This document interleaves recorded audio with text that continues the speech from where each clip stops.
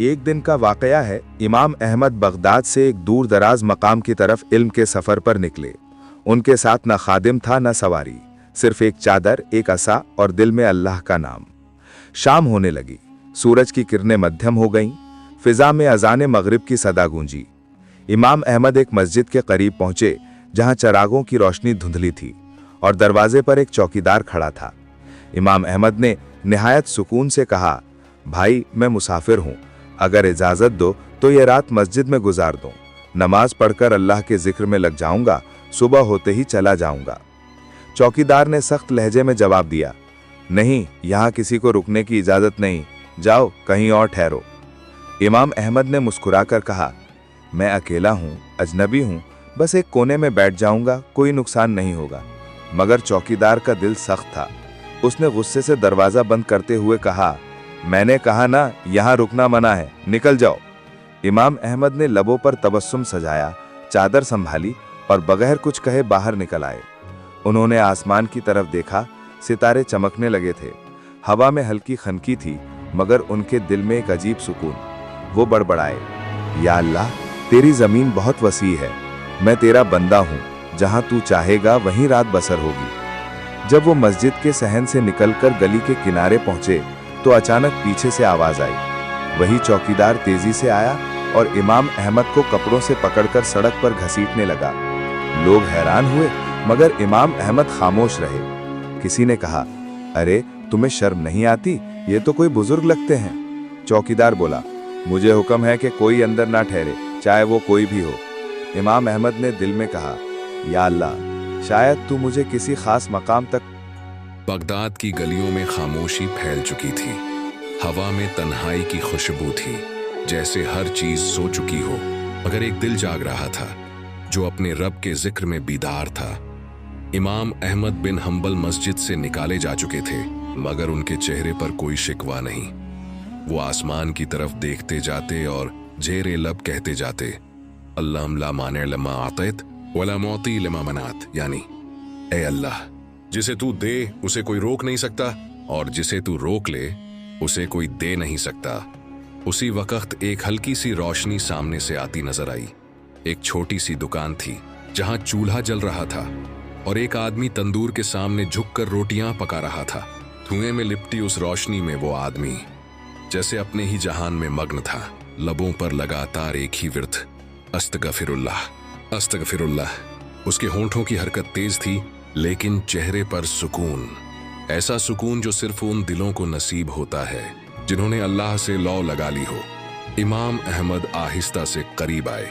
उन्होंने सलाम किया, अस्सलामु अलैकुम भाई।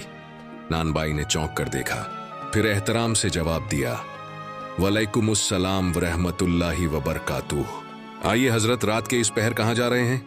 इमाम अहमद ने नरमी से कहा, मैं मुसाफिर हूँ, मस्जिद में ठहरना चाहा तो वहां से निकाल दिया गया। सोचा यहां थोड़ी देर बैठ जाऊं, अगर इजाजत हो तो रात तुम्हारे पास बसर कर लूं।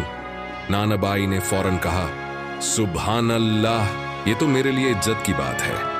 तशरीफ लाइए, ये दुकान भी मेरी है और पीछे मेरा छोटा सा घर, वहां आराम फरमा लीजिए। इमाम अहमद दुकान के एक कोने में बैठ गए। नानाबाई अपनी रोटियां पकाने लगा, मगर जबान पर अस्तगफार का विर्द जारी रहा। चूल्हे की आग, आटे की खुशबू, तंदूर की तपिश और साथ साथ अस्तगफिरुल्लाह, अस्तगफिरुल्लाह की लय। यूं लगता था जैसे फजा भी जिक्र में शामिल हो गई हो। कुछ देर बाद इमाम अहमद ने नरमी से पूछा, भाई मैं तुम्हें देख रहा हूं, तुम बिना रुके अस्तगफार कर रहे हो, ये तुम्हारी रोज की आदत है? नानाबाई मुस्कुराकर बोला, जी हाँ हजरत, बरसों से मेरी यही आदत है।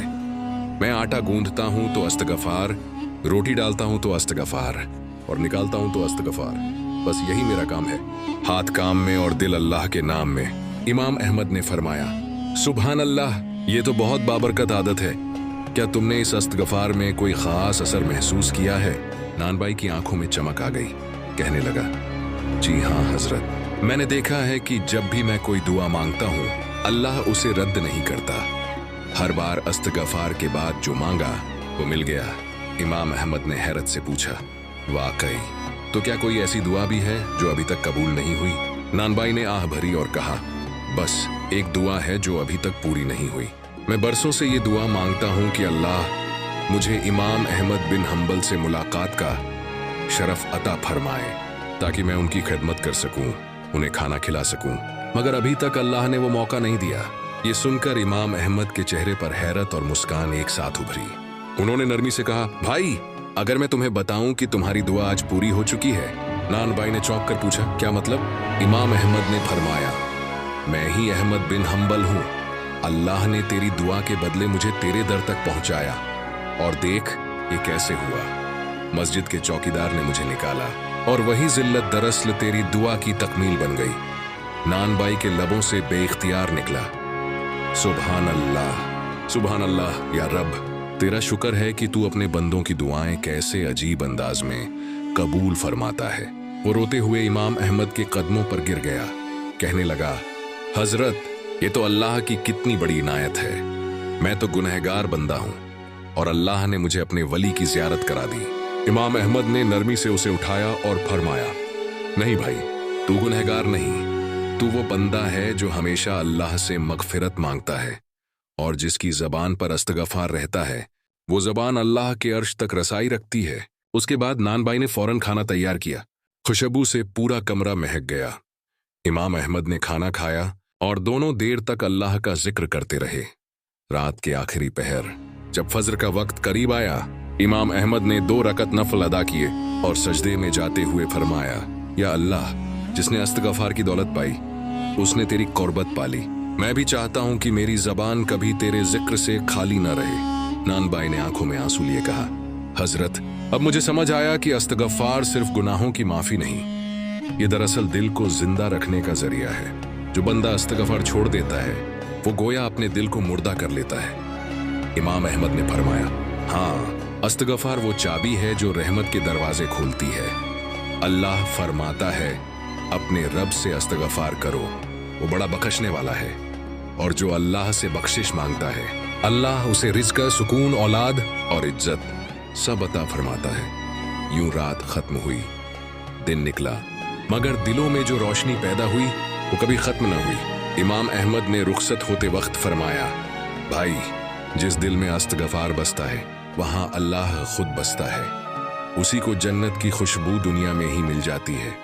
नानबाई ने जवाब दिया, हजरत, आज मेरा तंदूर ठंडा है, मगर दिल जल रहा है मोहब्बत ए इलाही से। हमने खड़ा था, मगर आज उसके चेहरे पर वही सुकून था जो रात उसने इमाम अहमद राह ज़ीरो के चेहरे पर देखा था।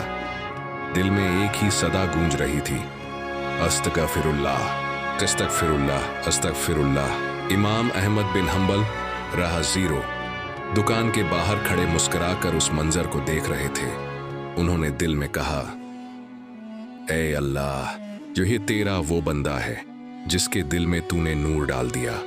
उसका तंदूर आग से जलता है, मगर उसका दिल तेरी याद से ठंडा रहता है।